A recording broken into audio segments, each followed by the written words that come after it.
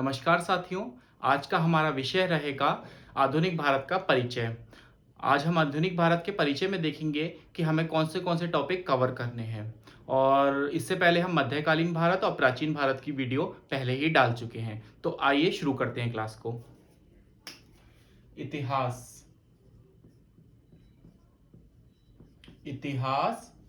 आधुनिक भारत। आधुनिक भारत। हिस्ट्री।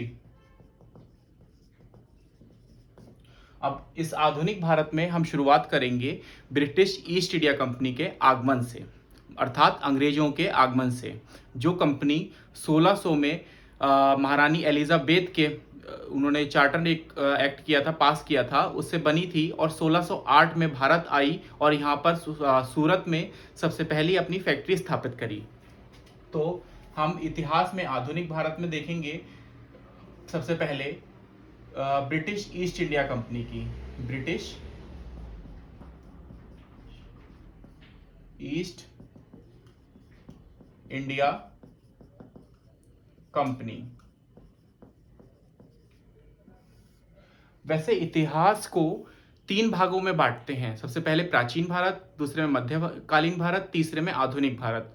वो पढ़ने की दृष्टि से बांट के हम डिवाइडेड करते हैं। तो हमारे 2 चैप्टर पहले ही हो चुके हैं। आज हमारा तीसरा इंट्रोडक्शन वीडियो है, तो आज हम इस पे फोकस करेंगे। ब्रिटिश ईस्ट इंडिया कंपनी के बाद हम देखेंगे छोटे छोटे रजवाड़े।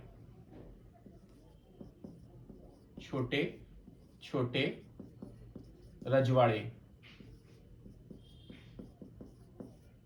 जैसे राजपूत उस समय किस स्थिति में थे? राजपूत 1600 के बाद, 1600 के बाद राजपूत किस स्थिति में थे? मुगल उस टाइम क्या कर रहे थे? बंगाल के नवाब क्या थे? बंगाल के नवाब अवध,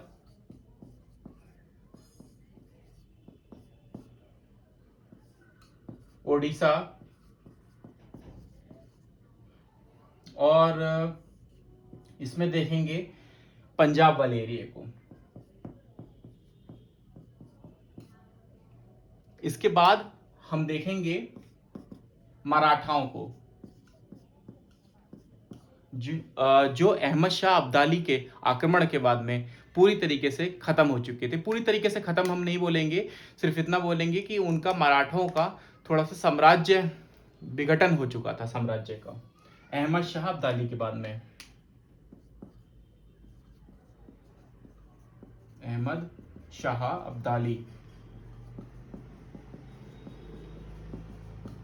मराठाओं का साम्राज्य।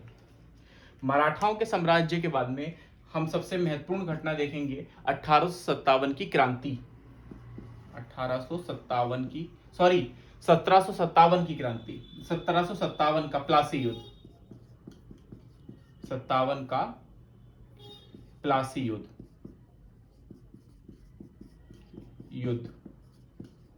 1757 का प्लासी युद्ध के बाद में, सॉरी इसका फिर 1757 का बक्सर का युद्ध। बक्सर के युद्ध के बाद में प्लासी का युद्ध। प्लासी का युद्ध, ये बक्सर है, सॉरी बक्सर है, बक्सर प्लासी। इसके बाद में प्लासी 1764 में प्लासी, जिसमें सिराजुद्दीन दौला को मार दिया गया था और उनका पूरा साम्राज्य मीर जाफर को दे दिया गया था। तो बंगाल वाला पार्ट ये पूरा कवर करेंगे हम इसमें। उसके बाद में हम कवर करेंगे सूफी आंदोलन को। सूफी आंदोलन थे,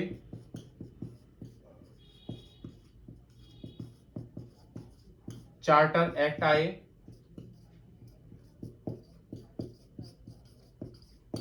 चार्टर एक्ट आए। चार्टर एक्ट को कवर करते करते फिर हम देखेंगे गांधी के आगमन को और गांधीवादी आंदोलन को। गांधी के आगमन को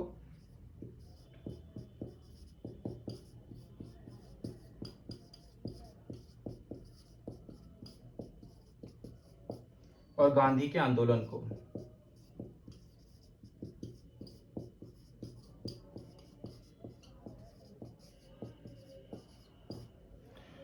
तो सबसे पहले हम शुरुआत करेंगे ब्रिटिश ईस्ट इंडिया कंपनी से।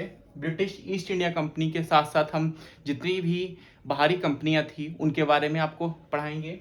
उसके बाद में छोटे छोटे रजवाड़ों के बारे में आपको बताएंगे। उसके बाद में राजपूत राजा क्या कर रहे थे उस टाइम पर, मुगल किस स्थिति में थे, बंगाल के नवाब किस स्थिति में थे, अवध किस स्थिति में था, उड़ीसा किस स्थिति में था, पंजाब किस स्थिति में था, और छोटे छोटे रोहेला जो थे जिसकी राजधानी अंबाला हुआ आमला हुआ करती थी। आमला के बाद में फिर उनकी राजधानी रामपुर ट्रांसफर हुई थी, तो उनके बारे में हम चर्चा करेंगे। उसके बाद में मराठाओं के बारे में चर्चा करेंगे, 1757 के बारे में चर्चा करेंगे, 1764 में प्लासी के बारे में चर्चा करेंगे, और सबसे महत्वपूर्ण घटना 1857 की क्रांति जो हुई थी उसकी चर्चा करेंगे।